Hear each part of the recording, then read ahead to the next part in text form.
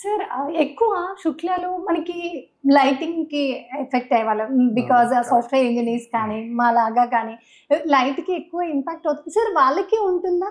ఇంకొక పాయింట్ మీరు మంచిగా మాట్లాడారు. ఏంటి అంటే చాలామంది ఐ దగ్గరికొచ్చేలోపు నిర్లక్ష్యం చేస్తారు. మామూలుగా జలుబు, జ్వరం అంటే వెళ్లి కరెక్ట్. డాక్టర్ దగ్గర చూయించుకోవడం ఈజీగా కరెక్ట్. కరెక్ట్. చూయించుకుంటారు. కరెక్ట్. ఐ రిలేటెడ్‌కి వచ్చేటప్పటికి చాలామంది ఆలోచిస్తారు. కరెక్ట్. మీరన్నట్టు పక్కన ఏదైతే ఉన్నాయో ఆ షాప్స్‌కెళ్ళి కరెక్ట్. ఏమంటారు గాగుల్స్ తెచ్చుకోవడం ఇలాంటివి చేస్తూ ఉంటారు. సార్ ఇలాంటివి ఎలా ప్రభావం చూపిస్తాయి మన ఐస్ మీద?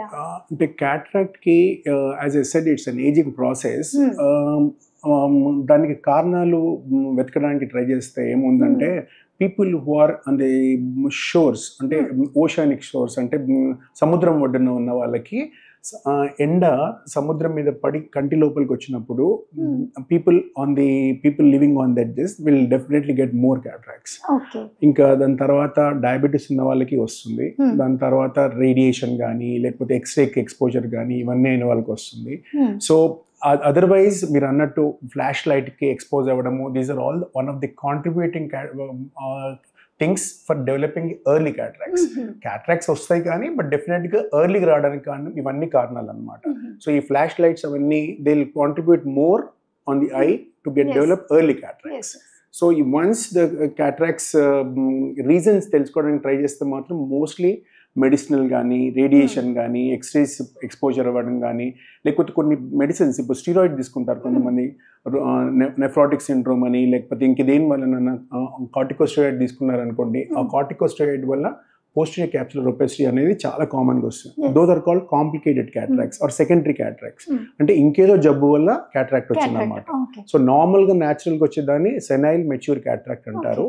వీళ్ళన్నింటినీ సెకండరీ క్యాట్రాక్ట్స్ కానీ లేకపోతే కాంప్లికేటెడ్ క్యాట్రాక్ట్ కానీ అంటుంటారు అన్నమాట. కారణం తెలిసినప్పుడు ఇప్పుడు క్యాన్సర్కి రేడియేషన్ తీసుకుంటున్నారు అనుకోండి, ఆ రేడియేషన్కి వచ్చిన వాళ్ళు 40 సంవత్సరాలే ఉంటారు కానీ they develop cataract early because of the radiation. That's how it works అన్నమాట. సార్ మరి అలాంటి వాళ్ళకి ఆ డిసీజ్ వల్ల వచ్చింది కదా, మరి అలాంటప్పుడు మీరు మళ్ళీ సర్జరీకి ప్రిఫర్ చేస్తారా? అలాంటి వాళ్ళకి వే ఎలా ఉంటుంది? నేను చెప్పింది ఒకటైతే నిజము.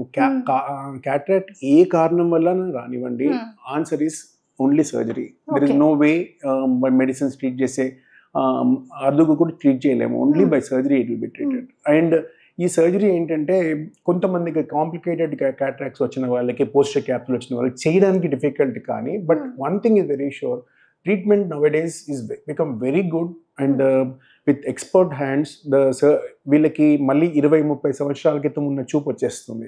That is the beauty of this cataract surgery.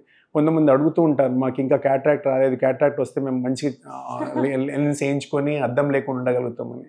So ఈ క్యాట్రాక్ట్ ప్రొసీజర్ ఏంటంటే ఒకప్పుడు పెద్ద ఇన్సిషన్ తీసుకొని దాన్ని 8 కుట్లు వేసి చేసేవాళ్ళం. ఇప్పుడు ఏంటంటే లేజర్తో చేస్తున్నాం కాబట్టి నెక్స్ట్ డే కల్లా patient will recover and you can start doing everything.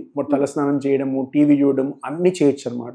So that is the beauty of this present surgery. And ఒకప్పుడు ఏం చేసేవాళ్ళం అంటే ఈ ఆపరేషన్ చేసిన తర్వాత మళ్ళీ ఖచ్చితంగా దగ్గర చూపుకు అద్దాలు వాడాల్సి వచ్చేది. ఇప్పుడు ఈ లేటెస్ట్ టెక్నాలజీలో ఏమొచ్చిందంటే మల్టీఫోకల్ ఇంట్రాక్యులర్ లెన్సెస్ అని వచ్చాయి. ఈ మల్టీఫోకల్ ఇంట్రాక్యులర్ లెన్సెస్ ఏం చేస్తాయంటే ఆపరేషన్ అయిన తర్వాత మళ్ళీ అద్దాలు పెట్టాల్సిన అవసరం పడదు ఆపరేషన్ తర్వాత. వెరేజ్ ముందు ప్రతి ఆపరేషన్ చేసిన ప్రతి మనిషికి కూడా ఆపరేషన్ అయిన తర్వాత 4 వారాలకి దగ్గర చూపుకు అద్దం ఇచ్చేవాళ్ళం. బట్ ఇప్పుడు అవన్నీ లేవు. అవన్నీ ఇప్పుడు సిలిండ్రికల్ నంబర్స్ అని ఉండేవి అనమాట. నంబర్ మయోపియా కానీ హైపర్ మెట్రోపియా కానీ గ్లాసెస్ వాడుతుంటారు కదా, వాళ్ళకు కూడా ఇప్పుడు ఆ గ్లాసెస్ అంతా తీసేసి క్యాట్రాక్ట్ సర్జరీ చేసినప్పుడు నంబర్ లేకుండా చేసేయచ్చు. టారిక్ లెన్సెస్ అని వచ్చాయి, మల్టీఫోకల్ లెన్సెస్ వచ్చాయి. These are the most advanced IOLs where the life of a patient has become very very smooth. So cataract వచ్చిన తర్వాత ఎర్లీగా డయాగ్నోస్ చేయించుకోవడమే ఇంపార్టెంట్. చేసిన తర్వాత డాక్టర్ గారు ఆపరేషన్ చేయించుకోమని అన్నారంటే తప్పకుండా చేయించుకోవడం మేలు. ఎందుకంటే the more you delay the cataract the more complications will come. So the complication రావద్దు అంటే డాక్టర్ గారు ఎర్లీ క్యాటరాక్ట్స్ ఉన్నాయి చేయించుకోండి అంటే చేయించుకోవడం బెటర్. ఒకప్పుడు ఏమయ్యేదంటే బాగా మెచ్యూర్ అయిన తర్వాత కానీ ఆపరేషన్ చేసేవాళ్ళం కాదు. ఇప్పుడు ఏంటంటే ఆపరేషన్ ఎంత మెచ్యూర్ కాకుండా విజన్ తగ్గితే చేసేస్తున్నాం అంటే మంచి చూపు వస్తుంది కాబట్టి we do it early stage.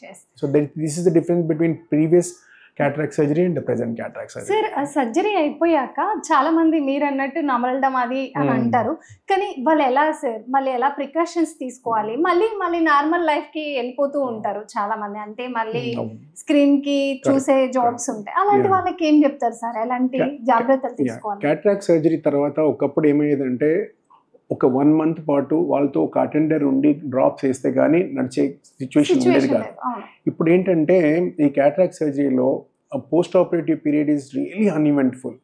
Operation అయిన నెక్స్ట్ డే నుంచి ఒక 3 days తర్వాత they can sit in front of computer for 10 hours a day. There is no problem about it, except that the glasses which they are supposed to be prescribed will not come before 2 to 3 weeks. Kabatti this is the only thing which will hamper them going for a glasses. But definitely glasses తీసుకున్న తర్వాత within 2 to 3 weeks they can go back to their work very efficiently without any problem, much better way than what they used to have.